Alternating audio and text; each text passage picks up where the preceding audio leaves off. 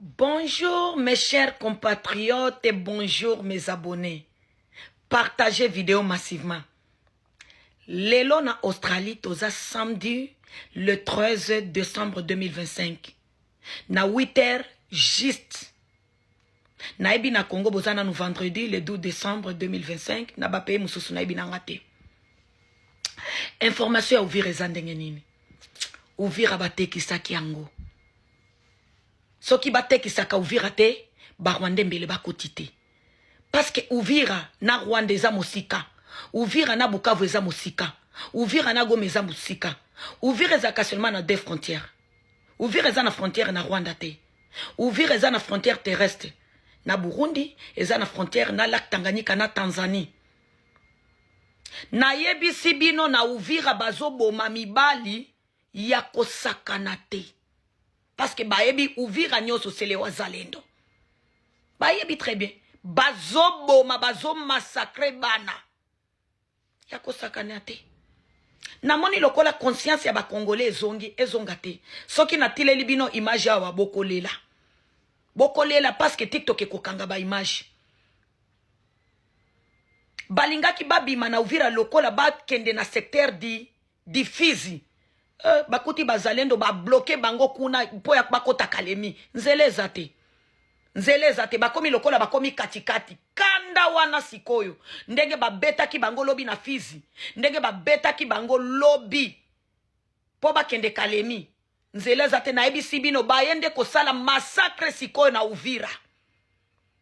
Lokola massacre ya 1996 ko pasola kabasi ya zemi ko kata kamitu ko lisa bana matoi nde loko ezoleka lelo na Uvira. Namoni lokola ba Congolais mususu conscience ezongi te. Boyisa ki biso ba libérateur ba eko libérer peuple congolais. Bozo seka biso batutozo lobela régime. Bo sepela ndenge bazo boma batu. Bo sepela ndenge bazo boma batu na Uvira. Babomi batu na Uvira koleka Bukavu koleka Goma. Dans 3 jours, basali na Uvira. Babomi koleka Goma koleka Uvira. Et pardon koleka Bukavu. Parce que baebi Uvira eza bazalendo. Bamona mwana mobali taleki babeti oma. Bazo beta kanda wana babloka ki bango. Koleka na Kalemi. Bakomi koboma. Bazalendo ba encercle bango déjà. Tokolo ba position te. Bino moko bokoyoka. Mais tosengi bazalendo. Soki bokoti te. Na 12 heures du temps. Batu nyoso bakosila na Uvira. Batu nyoso bakosila na Uvira.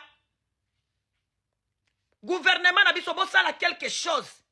Parce que ba image eza mabe. Ba image eza mabe. Ba Congolais bokomi kolela. Conscience ezongi. Bo soutenir ba Rwandais tozala ba colonia ba Rwandais. Bino ba inconscient ba Congolais conscient tozala ba colonia ba Rwandais. Tala lelo Uvira eza tombé. Ba Rwandais na internet nde bazo sepela ba nyamulenge le tusi. Nde bazo sepela bozo kasonite. Po ya ko ina régime. Problème ezate à venir et ko rappeler biso. Bonjour mes chers compatriotes. Bonjour mes abonnés. Partagez vidéo massivement. Lelo na Australie, toza samedi le 13 décembre 2025. Na 9h40. Eloko bazo ine la Félix. Eloko ezo bomisa Félix. Eloko batu bazo loba Félix dégage. C'est parce que azaka kamuluba. Ya Kasai. C'est parce que kaka aza muluba ya Kasai. Tribune ndezo bomisa Félix. Félix asali nanu eloko moko ya mabete. Oya koleka Kabila. Kabila vanda 18 ans. Pona ni bobandaki koebisa Kabila dégage te. Pona ni bobandaki koloba Kabila boye na boete. Pona nini kaka po ya Félix. Batu bazo soutenir les Rwanda en 23 AFC. Eza le Katangé est conscient. Ba Katangé conscient bazana biloko ote parce que na Katangé il y a des tribus. Bazana biloko yote. Ya koloba Félix dégage te. C'est le Katangé est conscient de bazana biloko yo. Boyo kangana explique bino très bien. Makambo na bino entre les Katangé et les Baluba. Biso ba tribi mususu tozala kate. Kasi bozulinga bo influencer biso tokota na baje na bino o ekoki jamais ko salama. Ekoki jamais ko salama. Parce que bino nde bozo soutenir M23 le Katangais est conscient. Eza ba Katangais nyo soute est conscient. Soko lingi kaka olobela Félix Muluba Chibelubelumbwa Osoliemba Taliba Tokondi bangote. Non. Parce que koza batu Katange aboti na Muluba. Muluba aboti na Katange boko finga bango banane. Bino nde bozo mema tribalisme. Vous les Katangais est conscient. Parce que bino boyebisa biso Joseph Kabila c'est un vrai Katangais. Bo vanda na régime 18 baninga na bino basiporta bino le baluba. Les baluba basiporta de pendant 18 ans. Bazaka na biloko yote. 6 ans ya baninga na bino.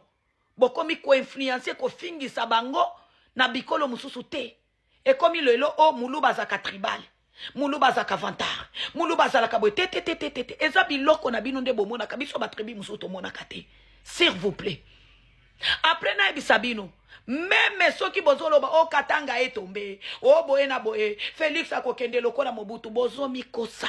Félix akosili sa mandat na ye. Après akozwa mandat mususu wane talibisote. Bozo soutenir Rwanda parce que Félix aza Muluba. Bozangi ko soutenir ndeko na yo Congolais. Boza mitema mabe les inconscients. Boza mitema mabe.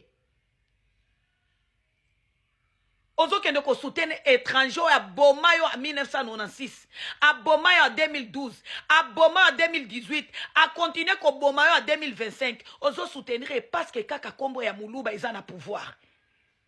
Ngai na kokota na baje na binote s'il vous plaît. Na bandeko na e baluba. Bazo ina Félix pona nini. Bakanisa kitangu Félix akokota na pouvoir. Baluba nyonso bakozala na ba poste. Nzoke za kabongo te. Akoki kokota na pouvoir bino ba misusu baluba bosangi pouvoir. Bokanisi aki baluba nyonso bakozala ba millionnaire, baluba nyonso bakozala boye. Non. Félix aza président kaka baluba te, aza président batu nyonso. Bino baluba oboso ina Félix. Bokanisa ki nini? Te Boko tisabiso na baje na binote. Nga na kokota te.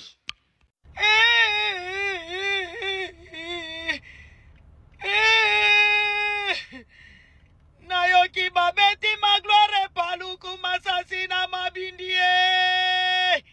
Barwande botoboli magloire paluku mabindi tata magloire paluku mabinde ke akotoboka papa Nashiki abana mupika magloire paluku wetu baba.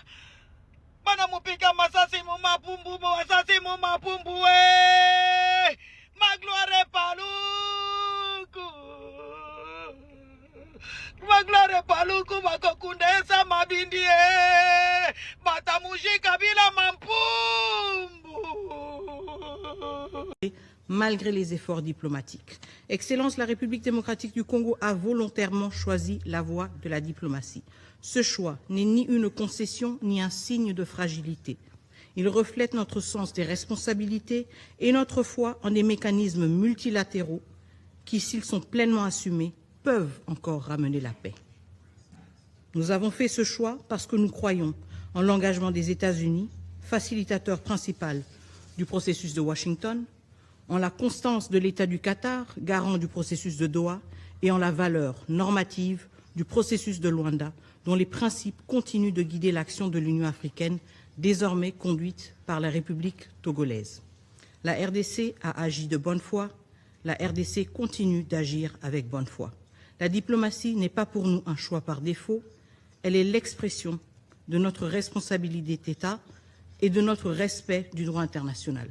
Monsieur le Président, Excellences, depuis le 4 décembre au soir, les positions autour de Gatagota, Ruvunge, Kaziba, Urarambo, Luvungi et le long de l'axe Kamanyola-Ouvira ont été visées par des bombardements provenant des positions RDF M23. Des drones kamikazes ont frappé des zones civiles. Plus de 500 000 personnes ont été renouvellement déplacées. Le Sud Kivu, déjà en fragilité, atteint un seuil de rupture. Ces faits sont documentés par les mécanismes humanitaires et confirmés par OCHA. Il crée également un risque majeur de régionalisation. Des tirs ont déjà touché le Burundi. Uvira n'est distante que de 30 km de Bujumbura. Aucun pays voisin ne peut être exposé à de telles attaques sans risque d'escalade. La stabilité régionale ne peut reposer sur la normalisation de violations aussi graves. Monsieur le Président, moins d'une semaine après la signature des accords de Washington, certains acteurs ont choisi de s'écarter des engagements librement acceptés. Le recours à des narratifs inversés et à une désinformation systématique pour attribuer à la République démocratique du Congo la responsabilité des attaques commises par la coalition RDF-M23 est une stratégie désormais bien documentée par des mécanismes internationaux. Nous ne pouvons accepter que la manipulation devienne un instrument de politique régionale. Les faits sont têtus, les résolutions de ce Conseil le sont davantage. La vérité n'est pas négociable et le droit international ne peut être dévoyé pour légitimer l'agression. Les violations constatées contreviennent à la résolution 2773, à l'accord du 27 juin signé à Washington, à l'accord signé à Washington le 4 décembre, à la déclaration de principe et l'accord cadre de Doha et aux conditions même de la mise en œuvre du cadre d'intégration économique régionale aussi signé à Washington. Aujourd'hui, c'est la crédibilité de tous ces processus et de leurs garants qui est en jeu. Mr. President, Excellencies, members of... Monsieur le Président, Excellences, Mesdames et Messieurs les membres du Conseil, nous arrivons à un moment de le président Tshisekedi et le président Kagame à Washington le 4 décembre pour la signature des accords de Washington et du cadre d'intégration économique régionale. Il s'agissait là d'un signal clair et d'un effort en faveur de la paix. Toutefois, les processus de paix nécessitent que les parties honorent leurs engagements au titre de ces processus. Les États-Unis sont profondément préoccupés et extrêmement déçus au vu de la reprise des violences dans l'est de la RDC. J'aimerais aujourd'hui vous présenter des informations supplémentaires quant à l'ampleur et la sophistication de la participation du Rwanda à l'évolution de la situation dans l'est de la RDC. Depuis 2021, le Rwanda contrôle son intermédiaire, le M23, et l'aile politique du M23, l'AFC, et a contrôler le M23 et l'AFC afin d'arriver aux objectifs géopolitiques du Rwanda dans l'est de la RDC. Le président Kigali y a intimement participé à la planification et l'exécution de la guerre dans l'est de la RDC en apportant des instructions militaires et politiques depuis des années. Les forces de défense rwandaises ont reçu une aide matérielle en matière de logistique et de formation, ont fourni une aide au M23 et ont envoyé 5 à 7 000 soldats dans l'est de la RDC.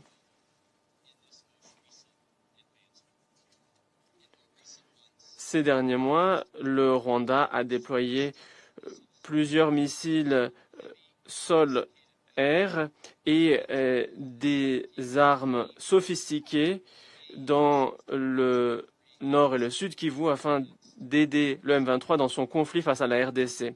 Le Rwanda et le M23 ont entamé leur offensive le week-end dernier afin de prendre Uvira avec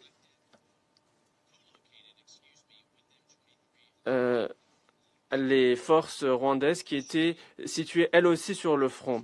Nous avons aussi des informations qui indiquent qu'il y a des drones suicides qui sont utilisés de plus en plus, de même que l'artillerie, aussi bien par le M23 et par les forces rwandaises, avec des frappes, y compris dans le Burundi. Alors, au lieu d'avancer vers la paix, comme nous l'avons vu avec les efforts du président Trump, le Rwanda mène la région vers une instabilité croissante et vers la guerre. Et au vu des engagements pris dans les accords de Washington, nous sommes préoccupés de ce que l'armée rwandaise, de par sa présence continue dans la RDC en appui du M23, intervient. Nous utiliserons tous les outils à notre disposition pour tenir responsables les auteurs de ces actions. Le Rwanda doit reconnaître le droit du gouvernement du RDC à défendre son territoire et son droit souverain à faire en sorte que les forces rwandaises se retirent de ce territoire. Nous échangeons avec toutes les parties pour appeler à la retenue et pour éviter une escalade plus avant, et notamment pour empêcher une rhétorique hostile aux Tutsis.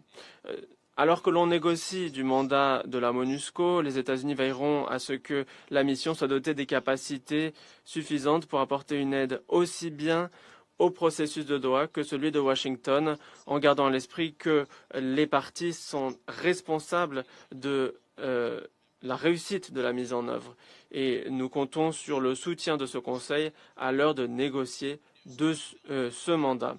La capacité de la MONUSCO... La présidence du comité 1533 de sanctions sur la situation en République démocratique du Congo. Je salue enfin la présence de la ministre d'État, ministre des Affaires étrangères de la République démocratique du Congo, son Excellence Madame Thérèse Kayinkwamba Wagner, ainsi que la présence des représentants du Rwanda et du Burundi. Nous nous réunissons alors que le M23, soutenu par les forces rwandaises de défense, a lancé une offensive sur Uvira cette semaine, quelques jours à peine après la signature de l'accord de Washington le 4 décembre. Cette situation ne peut qu'interpeller le Conseil au moment même où ses membres délibèrent sur le renouvellement du mandat de la MONUSCO. Et j'insisterai à ce point sur 3 messages. Tout d'abord, l'offensive du M23, soutenue par les forces rwandaises de défense, met en péril la stabilité régionale et compromet la sécurité des civils. La prise de la ville d'Uvira dans le sud Kivu, frontalière du Burundi, emporte des risques sérieux et imminents d'escalade régionale et menace directement la sécurité de pays frontaliers. Le recours à des drones suicides constitue une escalade préoccupante. Ces combats ont entraîné le déplacement forcé de dizaines de milliers de civils, dégradant encore la situation alors qu'il s'agit déjà dans cette zone de la 2e crise humanitaire la plus grave du monde. La communauté internationale s'est mobilisée pour venir en aide aux populations touchées par le conflit. Lors de la conférence de Paris le 30 octobre dernier, la France réaffirme l'urgence de protéger les populations civiles.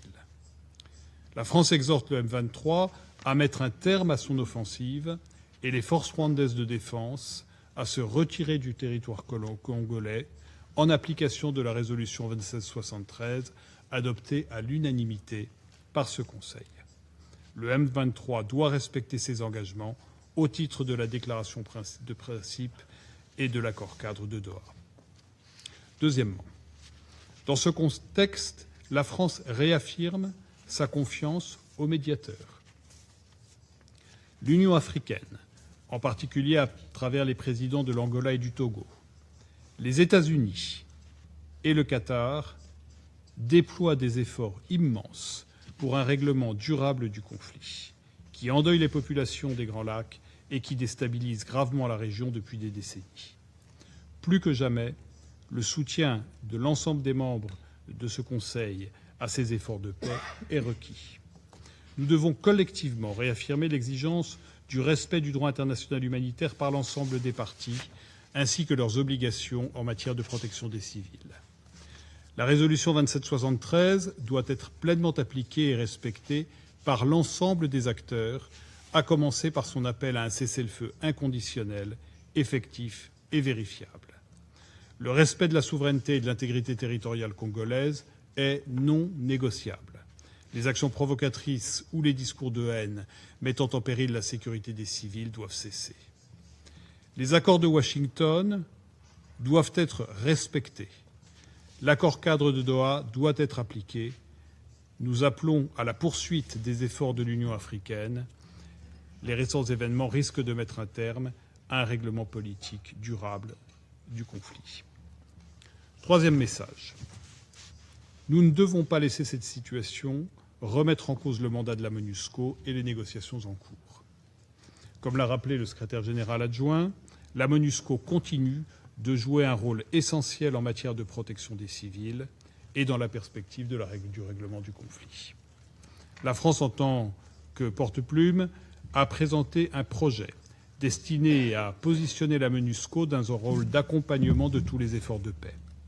Cela comprend la question de la surveillance d'un cessez-le-feu, pour laquelle la MONUSCO dispose d'atouts évidents par la présence sur le terrain, son expertise, ses capacités et son impartialité. Les entraves imposées par le M23 à sa liberté d'action et à son approvisionnement en ressources de première nécessité sont inacceptables et doivent cesser. Dès lors, nous appelons les membres du Conseil à poursuivre les négociations de bonne foi, en gardant à l'esprit la responsabilité qui leur incombe au regard de la situation présente et en sachant que toute l'attention de cette délégation est acquise. Monsieur le Président, les populations de l'Est de la République démocratique du Congo, les pays de la région et les contributeurs de troupes attendent du Conseil qu'il se montre à la hauteur de ses responsabilités au regard de l'urgence. Sachons répondre à cette attente pour la paix en République démocratique du Congo et dans la région. Je vous remercie. Le Burundi souhaite dénoncer la violation répétée et répétitive de la résolution 2773 manifestée par la prise d'Ouvira par l'armée rwandaise.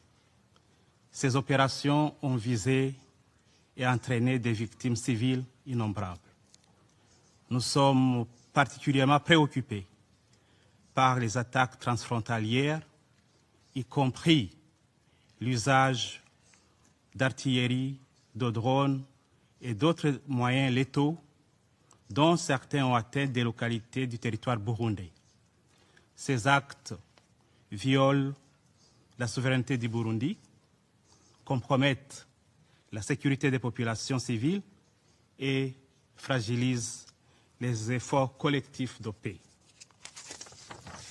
Nous pensons que le moment exige de la lucidité, du courage politique et un engagement collectif en faveur de la mise en œuvre pleine et entière des résolutions du Conseil de sécurité, en particulier la résolution 2773. Les engagements récemment pris, y compris ceux entérinés dans les accords signés à Washington, doivent être respectés par toutes les parties, sans ambiguïté et sans conditions préalables.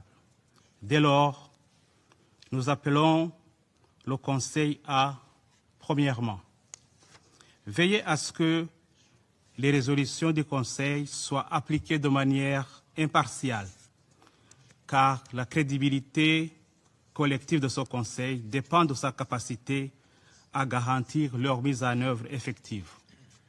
La pertinence et la crédibilité de la MONUSCO sont en jeu.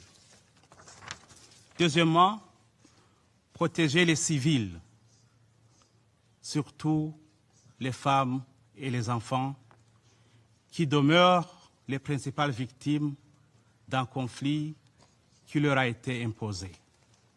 Nous appelons le Conseil, troisièmement, à plaider pour une assistance humanitaire d'urgence face à la dégradation de la situation humanitaire et au manque criant des moyens aux agences du système des Nations Unies pour répondre aux besoins élémentaires des réfugiés installés à Gatumba et à Cibitoke. Nous appelons également le Conseil à convoquer une réunion d'urgence du Conseil dans laquelle il pourrait prendre des mesures robustes visant à stopper cette escalade dangereuse et pouvant comprendre un embargo sur les armes et un régime de sanctions économiques afin d'empêcher la poursuite de ces opérations militaires meurtrières en violation du droit international et de la Charte des des Nations Unies en particulier.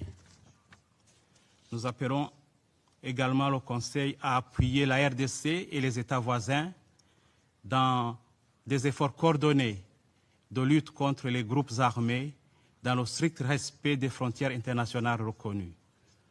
Nous appelons enfin le Conseil à renforcer son soutien aux mécanismes régionaux de vérification et de suivi afin de documenter les violations, prévenir l'escalade et Les développements récents au Sud Kivu illustrent de manière indéniable l'écart qui existe entre les efforts diplomatiques et la réalité vécue par les populations civiles frappées par les hostilités persistantes.